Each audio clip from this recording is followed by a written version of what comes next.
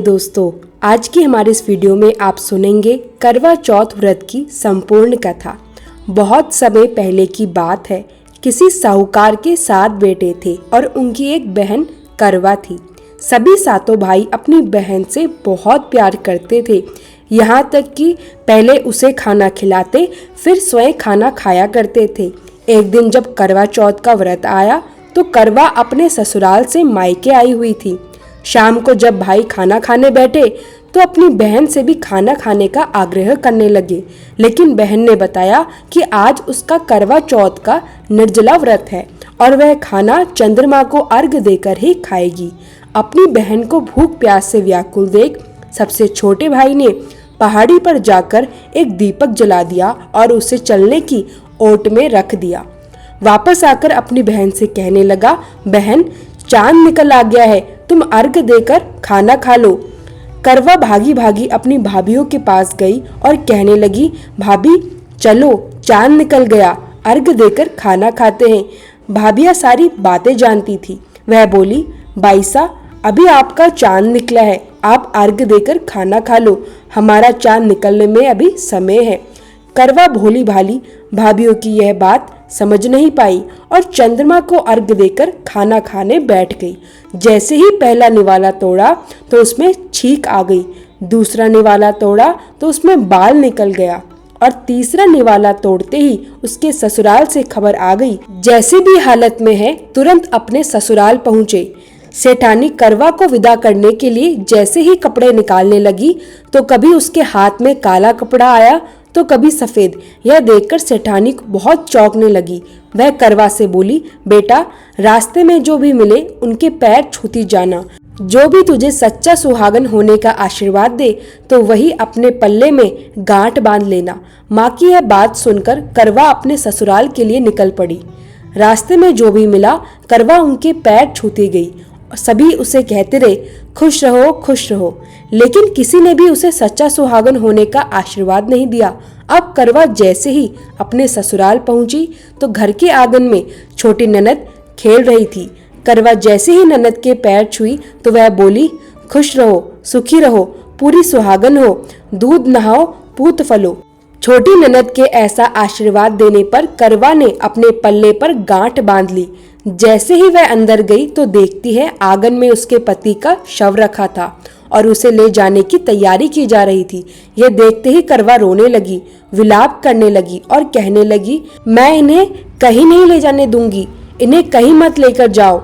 जब कोई भी उसकी बात नहीं माना तो वह बोली, मैं भी इनके साथ चलूंगी। सभी ने विचार किया और साथ में ले चले। करवा शमशान घाट पहुंच गई। जब पति के अंतिम संस्कार का समय हुआ तो वह बोली, मैं इन्हें नहीं जलाने दूंगी। सभी लोग कहने लगे, पहले तो अपने पति को खा गई, अब उसकी मिट्टी भी खराब कर रही है। लेकिन करवा ने किसी की भी नहीं सुनी। सभी लोगों ने आपस में विचार विमर्श किया और शमशान में ही एक झोपड़ी डलवा दी। उस झोपड़ी में करवा अपने पति को लेकर रहने लगी। अब वह सुबह शाम अपने पति की साफ सफाई करती और उसके पास बैठी रहती थी। सुबह शाम छोटी ननद आकर उसे खाना पानी देती। अब वह हर महीने की चौथ का व्रत करने लगी। व्रत करती, चंद्रमा को अर्घ्य देती। जब पूजा करने बैठती तो चौथ माता प्रकट होकर कहती, करवो ले, करवे ले, घर भुखारी करवो ले, भाइयों की प्यारी करवो ले। तब करवा उनसे अपना सुहाग मांगने लगती।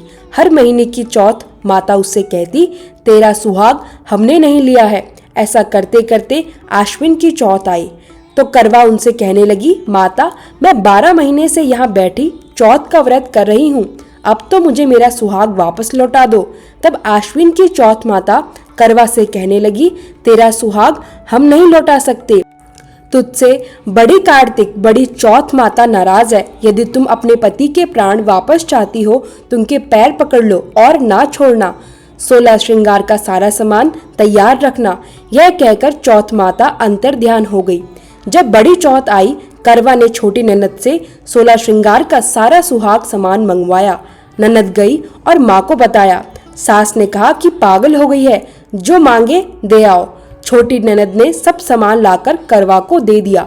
करवा ने करवा चौथ का व्रत रखा, चांद को अर्घ्य दिया। जैसे ही उजाला हुआ चौथ माता प्रकट हुई और कहने लगी, करवोले करवेले, घड़ी बुखारी करवेले, 7 भाइयों की प्यारी करवोले, दिन में चांद उगाने वाली करवोले। करवा ने माता की पैर पकड़ लिया और बोली, माँ मेरा सुहाग मुझे वापस लौटा दो। चौथ माता ने कह दिया, तू तो बहुत प्यारी है, 7 भाइयों की प्यारी है, तुझे सुहाग किस काम का। करवा ने विनती की, नहीं माता, मुझसे बड़ा पाप हो गया है, मेरा सुहाग मुझे वापस दीजिए। उस पर चौथ माता ने एक एक कर करवा से सुहाग का सारा सामान मांगा और करवा ने सब कुछ सौंप दिया। फिर चौथ माता ने अपनी आंखों से काजल निकाला, उंगलियों से मेहंदी और मांग से सिंदूर निकाला। इन्हें मिलाकर करवा ने पति पर छिड़क दिया। जैसे ही वह जल छिड़का गया, करवे के पति में प्राण आ गए, वह जीवित हो गया। चौथ माता ने झोपड़ी पर लात मारी, झोपड़ी महल में बदल गई। करवा के सारे दुख दूर हो गए। शाम को जब छोटी ननद भाभी के लिए खाना लेकर आई तो उसने देखा कि भाभी की झोपड़ी अब नहीं रही, उसकी जगह एक बड़ा सा महल खड़ा है। कड़वा खिड़की में बैठकर छोटी ननद के आने की प्रतीक्षा कर रही थी। छोटी ननद आई, कड़वा दौड़ी और बोली, देखो बाईसा, आपका भाई जीवित हो गया। छोटी ननद दौड़ी भागी, माँ के पास गई और बोली, माँ मेरा भाई जीवित हो गया। माँ बेटी दोनों गाजे बाजे के साथ बेटे और बहू के पास पहुंचे। बेटे को जीवित देखकर सास बहू ने एक दूसरे के पैर छुए। सास ने कहा, मेरे लिए यह तो तेरे भाग्य से हुआ, मैंने तो उसका अंतिम संस्कार कर दिया था, पर यह तेरे भाग्य से वापस आया है। इस कथा का यही संदेश है कि करवा का समर्पण, भक्ति और त्याग ही उसे सुख समृद्धि और अपने पति की लंबी आयु दिलाने का कारण बना। दोस्तों, जैसे करवा ने अपने परिश्रम और भक्ति से सुख पाया, वैसे ही सुनने वाले और कहने वाले सब पर चौथ माता की कृपा बनी रहे। अगर आपको यह कथा पसंद आई तो प्लीज वीडियो को लाइक करें, कमेंट करें और चैनल को सब्सक्राइब करना मत भूलिएगा। राधे राधे।